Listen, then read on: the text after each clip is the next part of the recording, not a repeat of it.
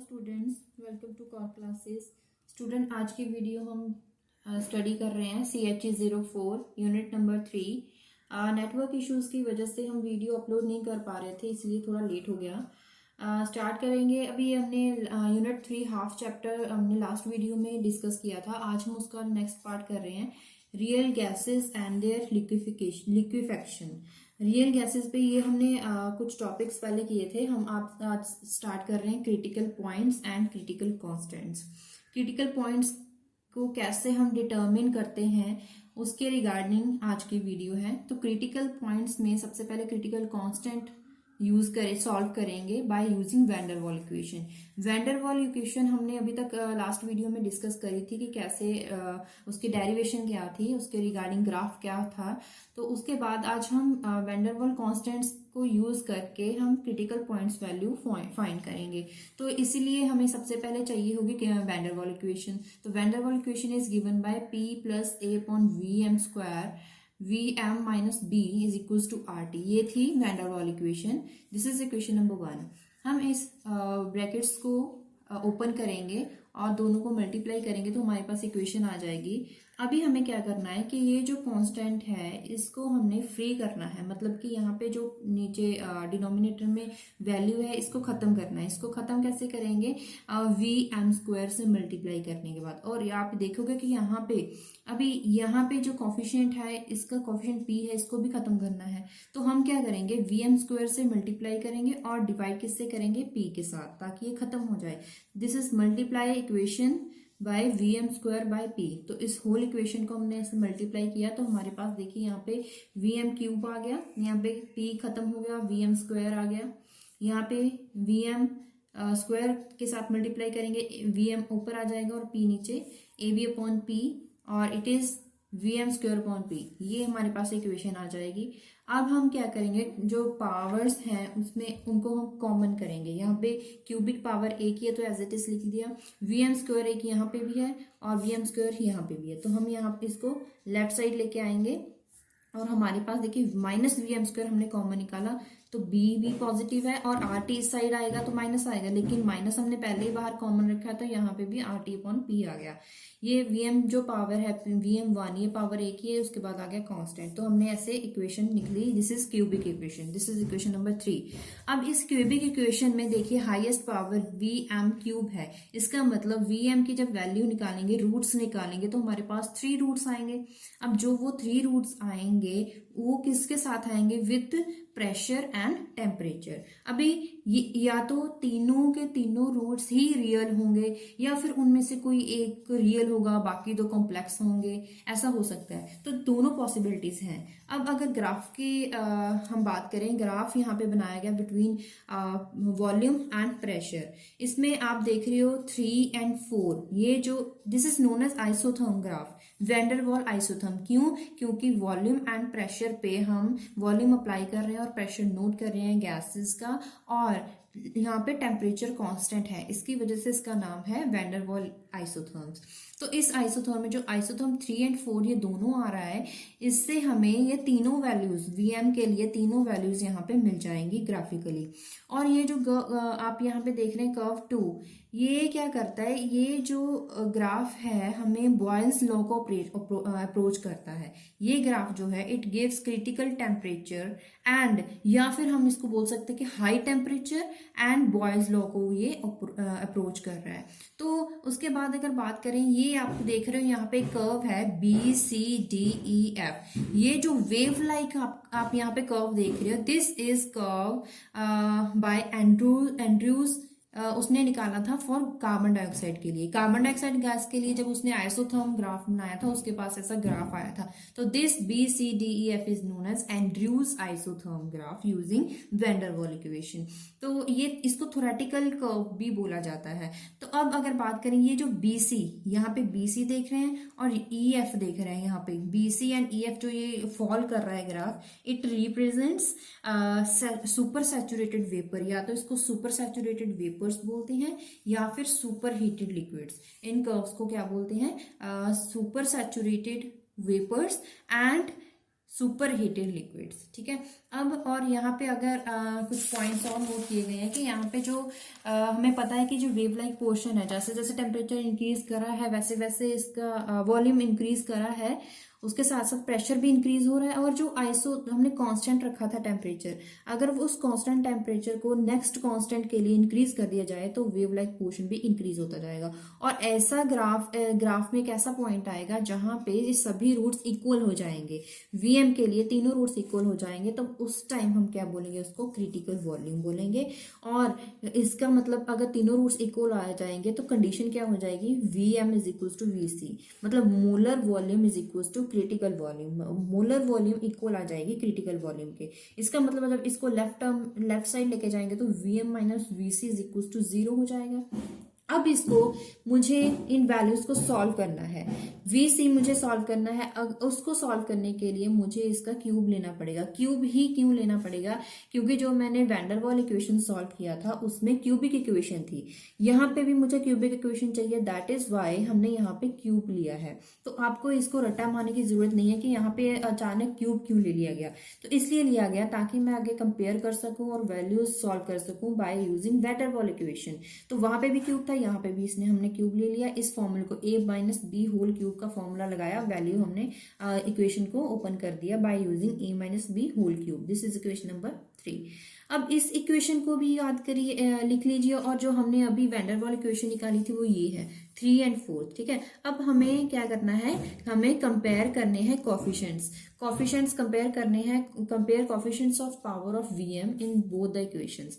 तो आपको क्या पता चलेगा, यहाँ पे सबसे पहले पावर हम लेंगे, यहाँ पे वीएम स्क्वायर की पावर लेंगे, यहाँ पे वीएम स्क्वायर की पावर देखेंगे, यहाँ पे क्या गया है -3 VC, क्योंकि वीएम क्यूब सेम है 1 है, तो हम वीएम स्क्वायर की ले रहे हैं। -3 VC इज इक्वल टू, यहाँ पे क्या है, minus B plus RTC PC। यहाँ पे देखिए हमने इक्वल कर दिया, माइनस माइनस कैंसिल हो गया।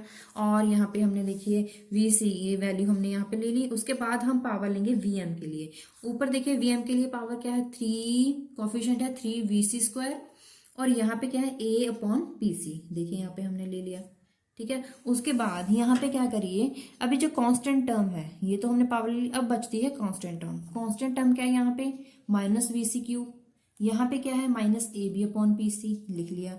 यहाँ पे हमारे पास VC की वैल्यू आ गई इन क्यूबिक फॉर्म में, ठीक है। अब इसको सॉल्व करेंगे तो हम क्या लिख सकते हैं, यहाँ पे from equation number 7th and 8th, इन दोनों में 7th एंड 8th इन दोनों इक्वेशन में देखिए आप डिवाइड करिए तो हमारे पास क्या आ जाएगा, VC/3 आ जाएगा। इन दोनों को हम डिवाइड करेंगे तो VC एक पावर आ जाएगी और यहाँ पे 3 आ जाएगा। यहाँ पे देखिए आप, यहाँ पे A cancel bye A, PC cancel bye P, हमारे पास B आ जाएगा। तो इसको सॉल्व करेंगे तो क्या आ जाएगा, VC is equal to 3B। अब हमने कांस्टेंट वॉल्यूम निकाल लिया है, VC is equal to 3B। अभी इसी VC is equal to 3B को हम वैल्यू को पुट करेंगे ताकि हम सॉल्व कर सके, इक्वेशन नंबर 6 में पुट करेंगे, हम PC निकाल सकें, हम क्रिटिकल प्रेशर निकाल सकें। तो यहाँ पे अगर वैल्यू VC की 3B पुट करेंगे तो आपके पास आंसर आ जाएगा A/27B²। तो ये आ जाएगी आपके पास क्रिटिकल प्रेशर आ जाएगा। अब हमें क्या करना है, हमें निकालना है क्रिटिकल टेम्परेचर निकालने के लिए हम ऊपर इक्वेशन यूज करेंगे जिससे हमारे पास वैल्यू आ जाएगी RTC/PC 3VC-B। तो यहाँ पे VC की वैल्यू क्या थी, 3B, तो हमने 3B पुट कर दी। उसके बाद यहाँ आप सॉल्व करोगे तो आपके पास यहाँ पे क्रिटिकल टेम्परेचर के लिए जो वैल्यू है 8A/27RB, मैंने इसको सॉल्व करके लिखा है, तो आप इस TC वैल्यू को नोट कर सकते हैं। तो हमने क्या करा है, हमने critical points, critical temperature, critical volume, critical pressure, तीनों हमने सॉल्व करे हैं। अगर हम प्रैक्टिकली इसको सॉल्व करना चाहें तो कैसे डिटर्मिन कर सकते हैं इन क्रिटिकल कांस्टेंट्स को। तो सबसे पहले बात करते हैं क्रिटिकल टेम्परेचर की। एक कैपिलरी ट्यूब ली जाती है which is capable of standing high pressure, it is evacuated and उसको फिल किया जाता है लिक्विड के साथ और उस कैपिलरी को बंद कर दिया जाता है और उसके बाद उसको प्लेस किया जाता है, रखा जाता है इन एल्यूमिनियम ब्लॉक्स में। उसके एल्यूमिनियम ब्लॉक्स में रखा जाएगा और उस जो सिस्टम बनेगा उस सिस्टम को हीट किया जाएगा और यहाँ पे क्योंकि लिक्विड फिल किया गया है, लिक्विड का मिनिस्कस हम नोट करेंगे क्या मिनिस्कस है। उसके बाद जब ऑब्जर्वेशन की जाएगी तो हमें सबसे पहले तो ये पता चलेगा कि शुरू में तो जो ये लिक्विड था उसकी जो मिनिस्कस था वो एज इट इज रहा है विद द वेपर्स, इक्विलिब्रियम में ही रहा है। बाउंड्री उसकी आपको बिल्कुल दिखेगी और मतलब कि आपको मिनिस्कस दिखेगा। लेकिन जैसे जैसे टेम्परेचर एक ऐसा आएगा उसकी बाउंड्री मतलब कि जो मिनिस्कस हमें दिख रहा है वो डिसअपियर हो जाएगा। उस टेम्परेचर पे, जिस टेम्परेचर पे बाउंड्री डिसअपियर हो जाती है उस टेम्परेचर को बोलते हैं क्रिटिकल टेम्परेचर। तो हमने ऐसे एक्सपेरिमेंट के साथ भी क्रिटिकल टेम्परेचर नोट करना सीखा। उसके बाद बात करते हैं कि कैसे डिटर्मिन कर सकते हैं क्रिटिकल प्रेशर। क्रिटिकल प्रेशर के लिए आप गैस को हाई प्रेशर में या वेसल में रखेंगे जिसका टेम्परेचर भी क्रिटिकल हो, ठीक है, उसको हाई प्रेशर में रखोगे। और सबसे शुरू में तो सबसे पहले आपको क्या करना है, प्रेशर कम करना है, उसके बाद प्रेशर इंक्रीज करते जाना है। जैसे जैसे आप प्रेशर इंक्रीज करते जाओगे मतलब कि जैसे जैसे आप गैस को कंप्रेस करते जाओगे किसी एक पर्टिकुलर क्रिटिकल टेम्परेचर पे, तो क्या होगा, आपको दिखेगा मिस्ट दिखेगी उस वेसल में। मिस्ट कैसे बनती है, अगर उसका लिक्विड बना है, क्योंकि अगर लिक्विड बना है तभी मिस्ट बनेगा। इसका मतलब है एक ऐसा पॉइंट आएगा जहां पे वेसल में आपको मिस्ट दिखेगा। वो कैसे आया, क्योंकि इतना प्रेशर इंक्रीज हो गया, इतना गैस को कंप्रेस कर दिया गया है कि वो उसकी लिक्विफिकेशन होनी स्टार्ट हो गई है। लिक्विफिकेशन होनी स्टार्ट हुई है मतलब कि वो प्रेशर जहां पे लिक्विफिकेशन स्टार्ट होती है उस प्रेशर को बोलते हैं क्रिटिकल प्रेशर। तो ऐसे हम क्रिटिकल प्रेशर भी फाइंड कर सकते हैं। प्रेशर फाइंड करने के लिए कुछ इक्विपमेंट्स है जिसको मैनोमीटर कहते हैं, उससे हम इसको मेजर कर सकते हैं प्रेशर को। तो अब बात करते हैं क्रिटिकल वॉल्यूम के लिए। Critical volume it is based indirectly upon a plot of mean value of density of liquid as well as the temperature। मतलब हम क्या करेंगे, ग्राफ बनाएंगे, डेंसिटी एंड टेम्परेचर के बीच में ग्राफ बनाएंगे जिससे हम क्रिटिकल वॉल्यूम को फाइंड कर सकते हैं। यहाँ पे देखिए जैसे जो डेंसिटी बहुत कम थी तो टेम्परेचर इंक्रीज करता गया, जैसे जैसे डेंसिटी इंक्रीज हो रही है टेम्परेचर इंक्रीज हो रहा है और हमें कर्व 1 मिल रही है, फर्स्ट कर्व मिल रहा है। इसका मतलब क्या होगा, इस ग्राफ का सिग्निफिकेंस क्या होगा कि यहाँ पे जैसे जैसे टेम्परेचर इंक्रीज कर रहे हैं तो वहां वैसे वैसे इवेपोरेशन हो रही है, लिक्विड की इवेपोरेशन हो रही है। लेकिन जो डेंसिटी है आप देख रहे हो एक पॉइंट पे, यहाँ पे एक पॉइंट ऐसा आएगा जहां पे क्या हो जाएगा, जो डेंसिटी है वो इंक्रीज होनी स्टार्ट हो जाएगी। यहाँ पे सी पॉइंट के जस्ट बाद जो डेंसिटी है वो इंक्रीज होती जाएगी जैसे जैसे टेम्परेचर की वैल्यू हम इंक्रीज करते हैं। डेंसिटी भी ये देखिए फॉल, जैसे जैसे डेंसिटी फॉल इंक्रीज कर रहे हैं टेम्परेचर फॉल कर रहा है। लेकिन यहाँ पे जो पॉइंट है, यहाँ पे इस पॉइंट पे जो सी पॉइंट पे जो डेंसिटी है उस डेंसिटी को हम मीन डेंसिटी बोलते हैं या फिर इक्विलिब्रियम डेंसिटी बोल सकते हैं या फिर क्रिटिकल डेंसिटी, तीनों नाम हो सकते हैं। इस पॉइंट पे जो डेंसिटी होगी उसको हम क्रिटिकल डेंसिटी बोल सकते हैं, जो हम फाइंड कर सकते हैं बाय द कर्व 3। ठीक है, तो कैसे, फॉर्मूला कौन सा यूज करोगे, Vc is equal to molar mass, उस गैस का मोलर मास क्या है divided by its critical density. Critical gas का मोलर मास तो हम फाइंड कर सकते हैं, डेंसिटी कैसे निकालोगे, ग्राफ के थ्रू। ग्राफ के थ्रू ये जो वैल्यू आएगी वो क्रिटिकल डेंसिटी होगी जिससे हम क्रिटिकल वॉल्यूम फाइंड कर सकते हैं। अब बात करते हैं test for van der Waals equation, मतलब कि क्रिटिकल पॉइंट ZC जिसका फॉर्मूला क्या होता है PC VC अपॉन RTC। ये फॉर्मूला आपको याद रखना है, इसके बेसिस पे न्यूमेरिकल आ जाते हैं। तो PC VC TC तीनों के लिए हमने वैल्यू सॉल्व कर ली है इन with van der Waals constants. तो हमने जो वैल्यू फाइंड करी है तीनों के लिए वैल्यू यहाँ पे आप लिख भी लो।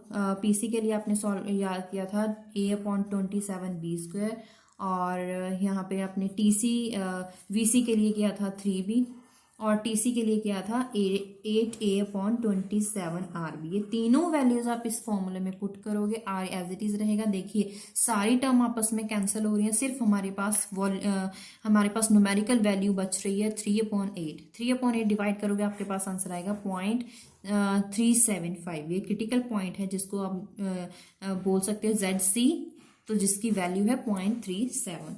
आपकी बुक में क्वेश्चन है, Indane gases supplied for house hold use in mostly a mixture of propane and butane. Indane gases जो होती हैं हाउस होल्ड में, हम सिलेंडर में जो फिल की जाती है वो मिक्सचर होता है प्रोपेन एंड ब्यूटेन का। Are the critical temperature of these two gases higher than normal temperature. क्या जो क्रिटिकल टेम्परेचर है इस वैल्यू से ज्यादा होगा या कम होगा।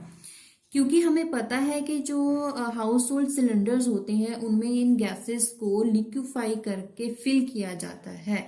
लिक्विफाई कर किया जाता है वो कैसे होता है, उसका जो टेम्परेचर, क्रिटिकल टेम्परेचर होता है वो 298 केल्विन से ज़्यादा होता है। इतना प्रेशर इंक्रीज किया जाता है कि वो गैसेस को लिक्विफाई कर दिया जाता है, जिसके बाद उनको सिलेंडर में फिल किया जाता है, जो इंडियन गैसेस में हाउस होल्ड में यूज किए जाते हैं। तो इसका मतलब क्या है, जो क्रिटिकल टेम्परेचर है it is higher than the normal temperature 298 kelvin. Next question है यूजिंग पीसी वीसी टीसी, तीनों वेल कॉन्स्टेंट जो हमने फाइंड करे थे उन तीनों को यूज करके फाइंड मीथेन का हमें फाइंड करना है ZC वैल्यू कैलकुलेट करनी है फॉर मीथेन। वो करने के बाद हमें ये पता करना है डज मीथेन ओबे van der Waals equation eight critical point, क्या वो van der Waals equation eight critical point को वेरीफाई कर रहा है या नहीं। हमें जो आपका बुक में एक टेबल बना हुआ है जहां पे आपको PC VC TC for methane आपको दिए जाएंगे। जब आपको पेपर में न्यूमेरिकल आता है तो आपको स्पेशली यहाँ पे तीनों वैल्यूज दी जाएंगी। तो ये तीनों वैल्यूज मैंने वही टेबल से उठाई हैं। तो ZC मैं फाइंड करूंगी बाय यूजिंग दीज 3 टर्म्स और by using critical point. Critical points में हमने जो देखा था हमारे पास वैल्यू आई थी 0.375, लेकिन इन तीनों वैल्यूज को यूज करके अगर आप फाइंड करोगे तो इन दोनों को मल्टीप्लाई करके वैल्यू आ रही है आपके पास, नीचे मल्टीप्लाई करके फिर दोनों को डिवाइड करा, आपके पास ये आंसर आया। जब इस 10⁻⁴ को सॉल्व करोगे तो आपके पास आंसर आएगा 0.28, क्योंकि मुझे इसके साथ कंपेयर करना है।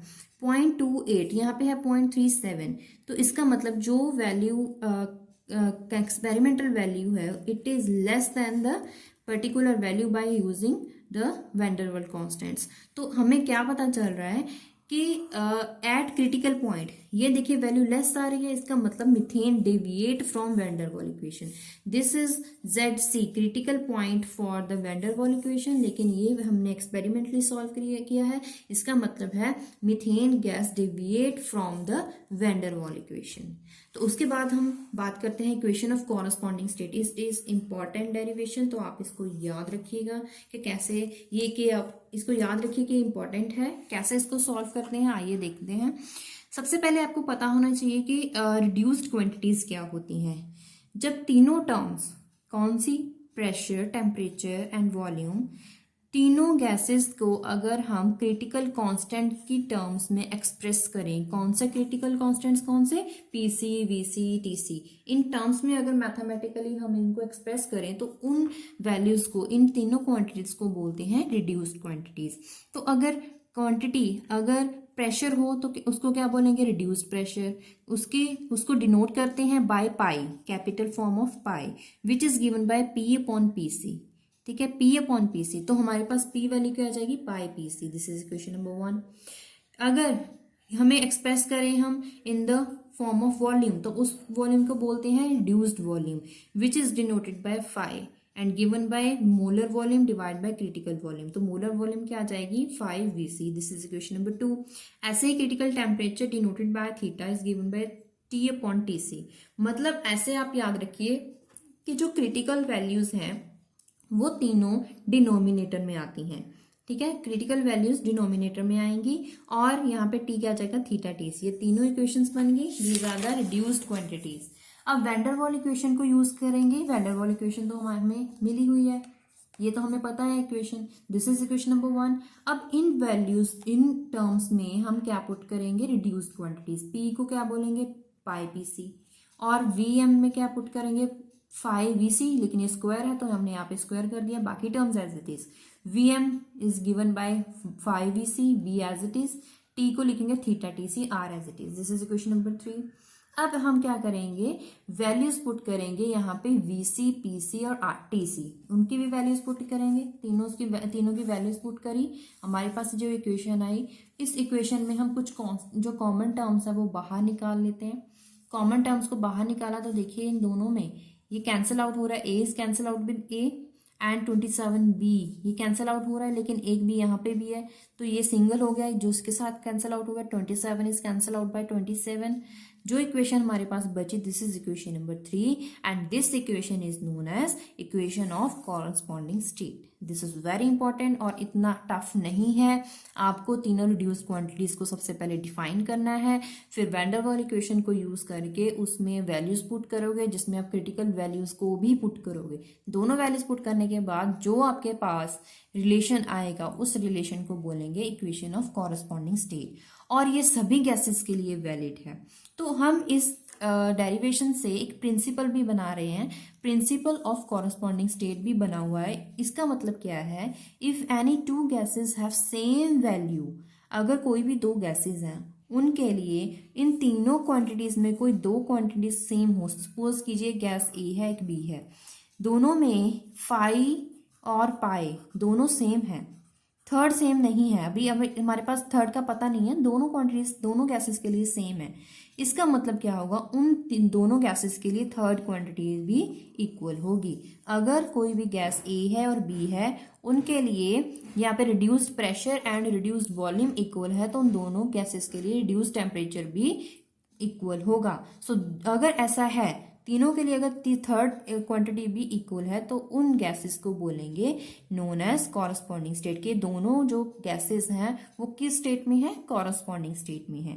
तो कॉरस्पॉन्डिंग स्टेट को लेकर एक आपकी बुक में न्यूमेरिकल है, using PCVC for methane calculate reduce temperature. उसमें हम आपको वॉल्यूम भी दी गई है और आपको प्रेशर दोनों दिए गए हैं, आपको वैल्यू फाइंड करनी है टेम्परेचर के लिए। लेकिन यहाँ पे PCVC की वैल्यू गिवन है, P और V भी गिवन है। हमें अगर जो वैल्यू फाइंड करनी है उसके लिए हम रिड्यूस्ड क्वांटिटीज मतलब कि प्रेशर और वॉल्यूम दोनों फाइंड करना है। तो रिड्यूस्ड प्रेशर के लिए फॉर्मूला लेना होगा, वो क्या होता है, P/PC। P वैल्यू पुट करो, PC वैल्यू पुट करो, दोनों को डिवाइड करो, आपके पास आंसर आ जाएगा। उसके बाद रिड्यूस्ड वॉल्यूम के लिए फॉर्मूला क्या है, V/VC। अब अगर आप कंफ्यूज भी हो जाते हो कि PC ऊपर था या नीचे था, तो मैंने आपको बताया कि जो क्रिटिकल टर्म्स होंगी वो हमेशा डिनोमिनेटर में रखोगे। तो आप P ऊपर रखे रहे न्यूमिनेटर में आएगा और PC डिनोमिनेटर में। ऐसे ही वॉल्यूम के केस में दोनों को डिवाइड करो, जो आपके पास आंसर आएगा this is known as reduced quantities. तो नेक्स्ट क्वेश्चन है, which of the substance listed in table liquefy at 298 kelvin. आपकी बुक में जो टेबल है जिसमें मीथेन के लिए भी मैंने वैल्यूज लिखी थी, उस टेबल में आपको ये बताना है कि कौन सी जो सब्सटेंस होंगे वो लिक्विफाई होंगे इस टेम्परेचर पे। तो उन सभी गैसेस में एक कार्बन डाइऑक्साइड थी और वाटर और अमोनिया। ये मैंने कैसे फाइंड करे हैं, हमें पता है कि जो क्रिटिकल टेम्परेचर अगर ग्रेटर हो, critical temperature greater than 298 kelvin, तो वो गैसेस लिक्विफाइड होती हैं, वो लिक्विफाइड फॉर्म में होती हैं। तो जिनका क्रिटिकल टेम्परेचर इस टेम्परेचर से ज़्यादा है वो ये तीनों गैसेस थी, इसका मतलब ये तीनों गैसेस लिक्विफाइड हो सकती हैं।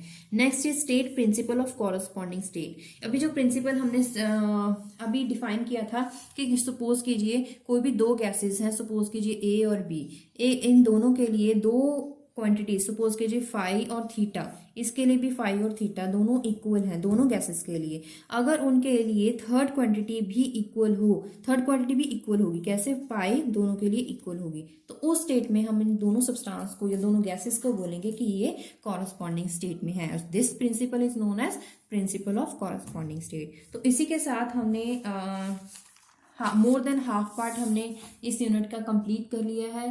कुछ टॉपिक्स जो हैं वो रहते हैं, वो हम जल्दी ही अपलोड करेंगे नेक्स्ट वीडियोस में। और अगर इस वीडियो के रिगार्डिंग कोई क्वेरी है तो प्लीज़ कमेंट बॉक्स में आप लिख सकते हैं, और इसके अलावा कोई और वीडियो चाहिए वो सजेशन आप कमेंट बॉक्स में दे सकते हैं। तो वीडियो देखने के साथ साथ उसको वीडियो को लाइक ज़रूर करिएगा, और थैंक यू फॉर वॉचिंग।